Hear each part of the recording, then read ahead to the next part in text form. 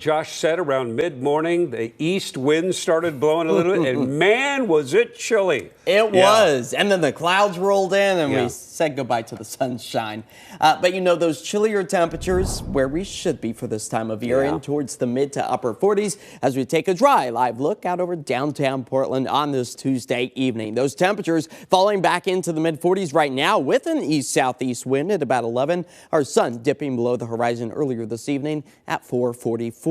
Now, after today's east wind event, that kept us on the cooler side, considerably cooler compared to yesterday's mid-50s to upper 50s. Many of us experienced up and down the I-5 corridor just yesterday, 49 degrees. That's where we ended up here in the Rose City, as our average daytime high temperature should be hovering right around 47 or so. A live look out towards the port of Kalama right now, expecting to hold on to those mostly cloudy skies as temperatures slide back into the upper 30s for the rest of this evening. Satellite and radar showing that the cloud coverage is widespread and will become even more densely packed as we work our way through the rest of this evening. But high pressure reducing the chance of any of those wet weather conditions, as a very weak system remains just offshore, I should say, as it prepares to push its way through our area, just keeping us cloudy tonight. But by tomorrow afternoon and evening, expecting that sunshine to return to much of the Pacific Northwest. Again, all courtesy high pressure that is also driving those Santa Ana winds out towards Southern California.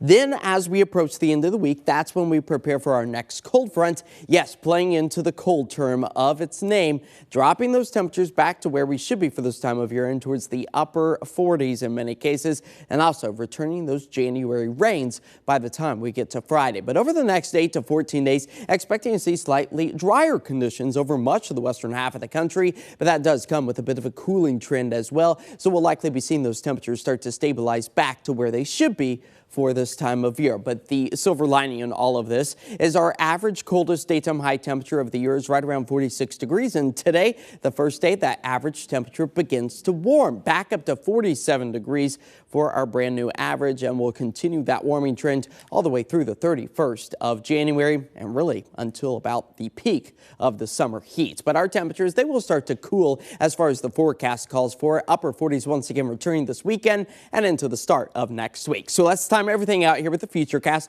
keeping those clouds widespread for tonight and the start of the day tomorrow. Maybe a light drizzle along the coast, but low impact for the I-5 corridor, and not expecting any of the wet weather. Again, rinse and repeat scenario for us on Thursday as we see a bit of a breakdown in that cloud coverage to enjoy just a little bit more of the sunshine. But rain gauges, lackluster, a lot of goose eggs there across the Pacific Northwest as our snow elevation level does start to take a bit of a tumble by the time that cold front swings through. So that means mountain snow will be returning. Great for the skiers and snowboarders alike, as that snow elevation level dips back to about 3,500 feet to 4,000 feet, so about 3 to 6 inches possible by the end of the week. Tonight, we stay dry. We increase that cloud coverage and see those temperatures fall back into the upper 30s for us as we anticipate smooth sailing for tomorrow's commute, morning and night. Expecting to see those mostly cloudy skies take us into a high of 52 as patchy fog starts the day off Thursday, staying mild, low 50s,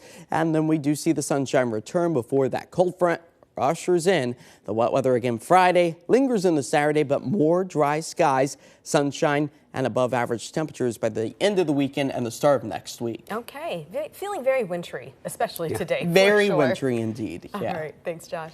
Well, the credit scores of millions of